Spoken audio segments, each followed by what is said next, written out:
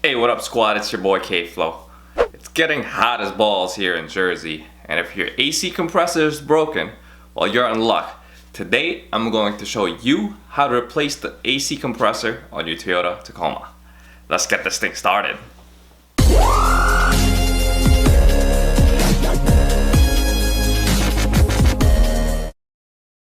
Hey guys, just a couple quick announcements. I have new merch in my store, so make sure you check that out at kflow-crib.com.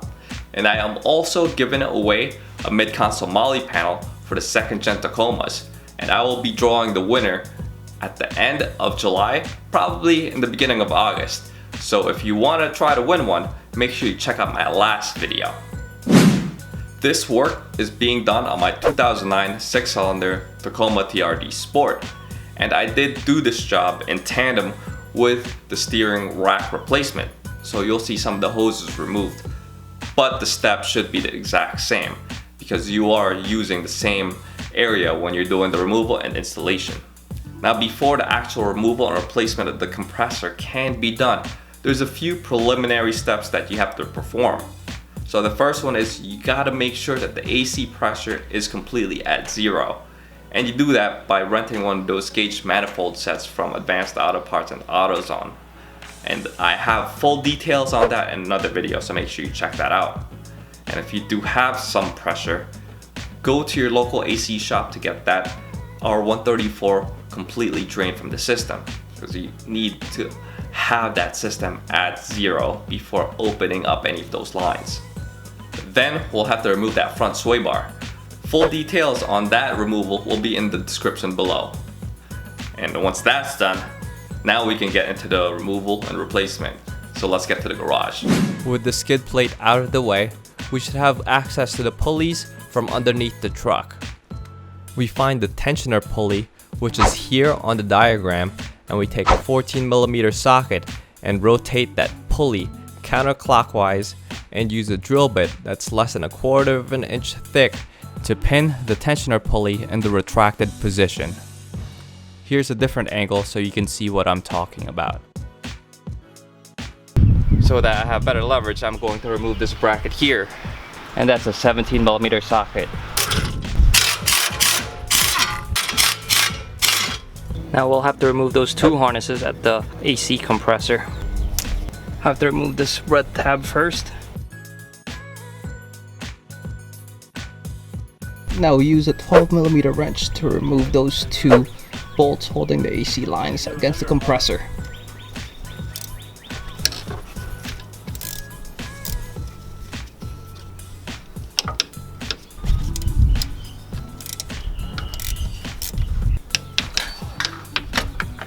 That harness above the compressor also has to be removed. So that harness had to be squeezed from the top and pulled out. So I did wrap the ends of these hoses with some covers so that we don't get debris introduced into the system. Now I'm going to work on removing the 4 bolts on the compressor itself. There's one on each corner and they are 12mm bolts.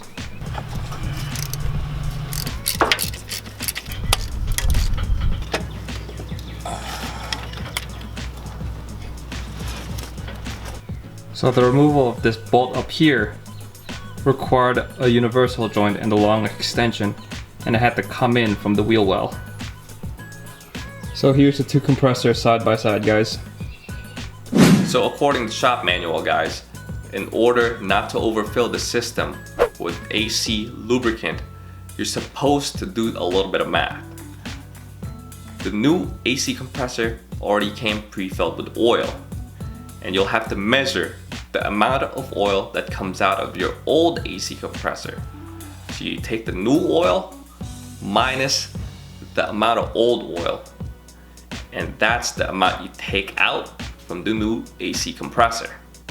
If you are also replacing your condenser, you have to make sure you add 1.4 fluid ounces of lubricant into the system so that it compensates for the amount that was left over in that old condenser. This cable here has to be transferred to the new one, and all it is a bolt here and a screw right there, and that can be easily transferred.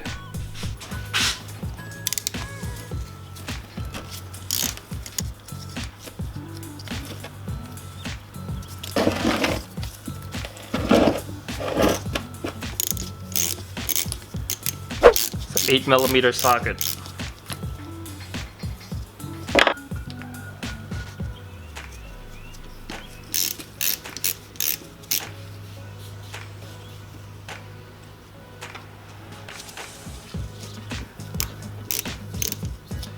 This is definitely a good time to clean up the bolts for the AC compressor. I'm cleaning it with a wire brush and then coating it with some anti-seize.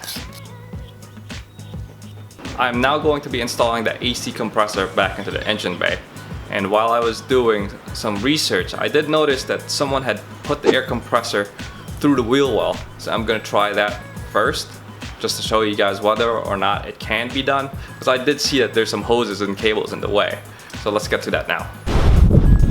As you can see right there, guys, these hoses are in the way. But let's try anyway. And I apologize for the wind, it's really windy out here.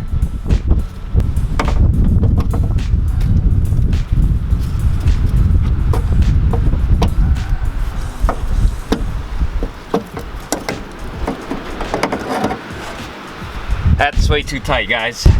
This hose and this hose is really getting in the way.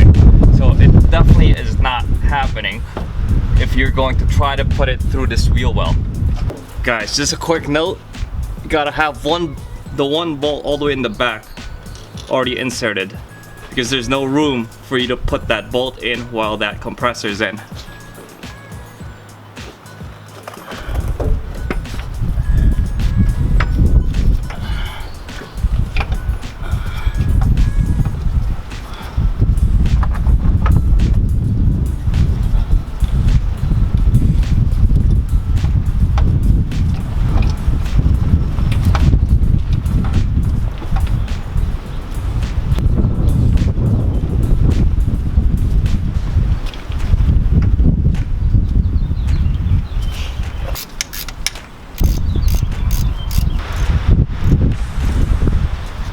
As I mentioned before, guys, for that last one all the way in the back top, you will need a socket extension along with one of these universal joints in order to tighten it down.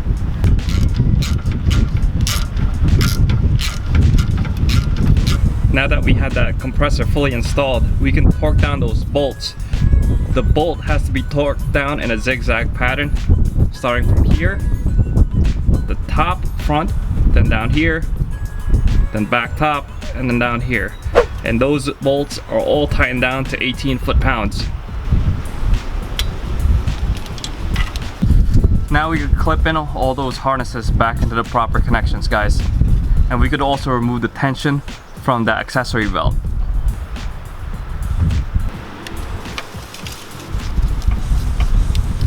Had to use two hands to tighten down that last one, guys.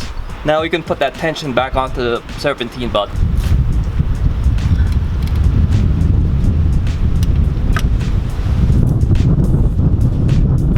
So here's what the installed compressor looks like now.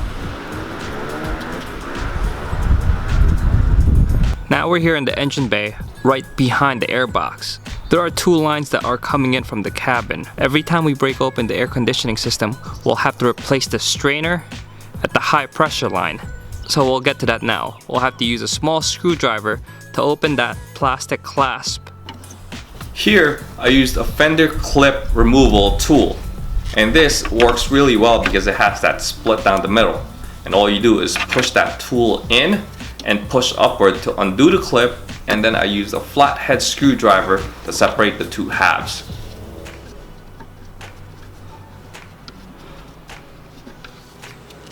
You might have to disconnect it from the radiator at the opposite side so that this hose pulls off completely. Now let's pull off the low pressure line.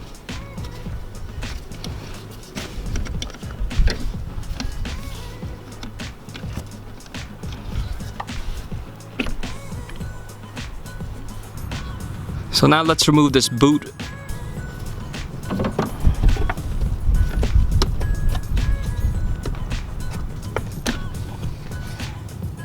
Now let's use an 8mm socket to remove that Torx bolt.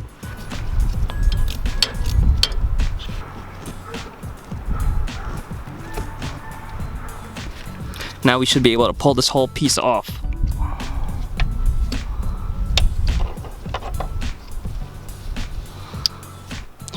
So here's that assembly, guys. The strainer is right in there. So we'll pull that out.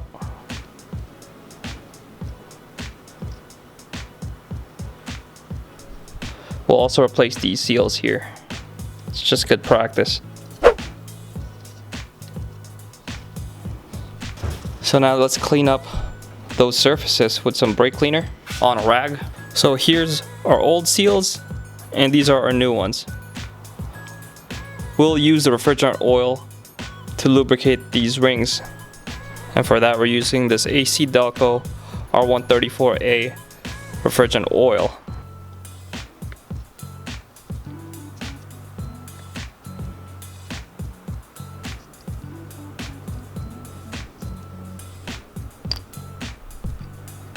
And here's a new strainer, guys. We'll just push it right in there. And now it's ready to install onto the truck. So now we'll install it back onto the expansion valve and install that Torx bolt using an 8mm socket.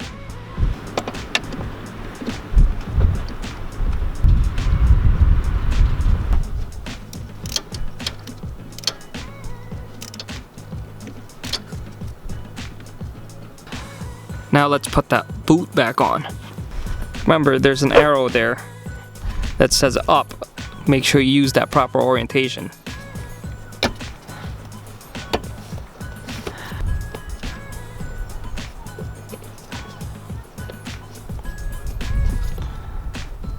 There we go. Now on the high pressure line, we'll have to remove the old seals, clean up that surface, and install new seals lubed up. You can use either your fingernails or a seal pick to remove those seals from the male end of those hoses.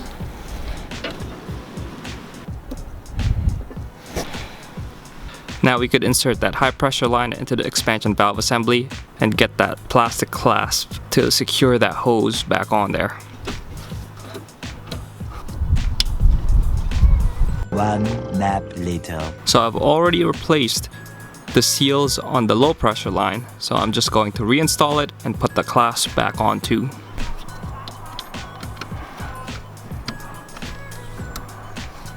So I did disconnect the radiator side of that high pressure line, so I will have to replace that seal too. So I'll do that now.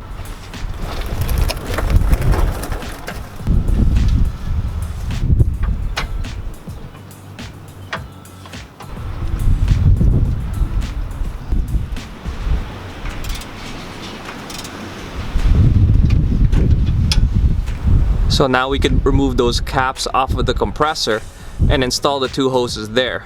And remember, replace the seals on the hoses prior to installing them. We will be reusing those hardware, by the way, on the caps of that compressor.